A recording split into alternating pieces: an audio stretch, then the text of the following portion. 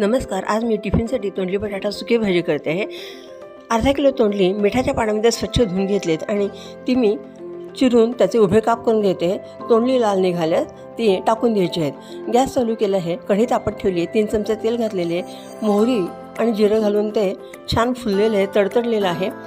आता इथं मी पाऊण चमचा हिंग आणि 1 चमचा हळद घालते आहे.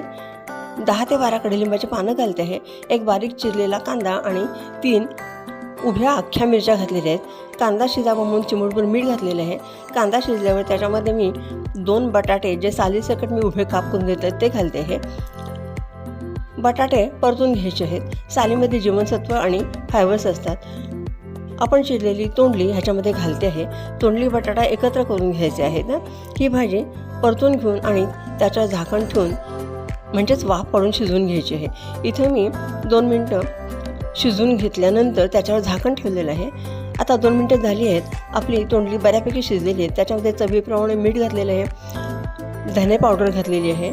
इथं मी कांदा लसूण मसाला आणि लाल तिखट एकत्र करून घेतलेले ते घालते आहे.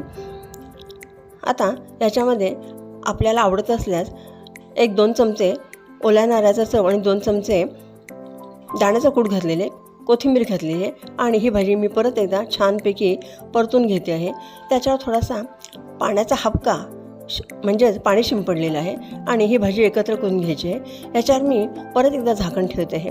2 मिनटानंतर झाकण काढते आहे. आता आपली तोंडल्याची भाजी छान शिजलेली आहे, मोकळी पण झालेली आहे, सुट्टी झालेली आहे आणि तोंडल्याचा आणि बटाट्याचा कलर पण बदललेला आहे.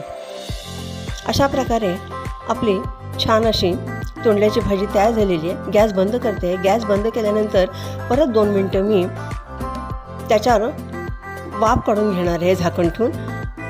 अशा प्रकारे आपली चविष्ट अशी तोंडल्याची भाजी तयार झालेली आहे. बटाट्यामुळं येईल तोंडल्याला चव आणि कांदा लसूण मसाल्यामुळे येईल जिभेला चव. व्हिडिओ आवडल्यास लाईक, शेअर, सबस्क्राईब करा, प्रतिक्रिया करावा. ह्या चॅनलवर भरली तोंडली आणि तोंडल्याच्या काचऱ्या या दोन्ही रेसिपीज उपलब्ध आहेत. धन्यवाद.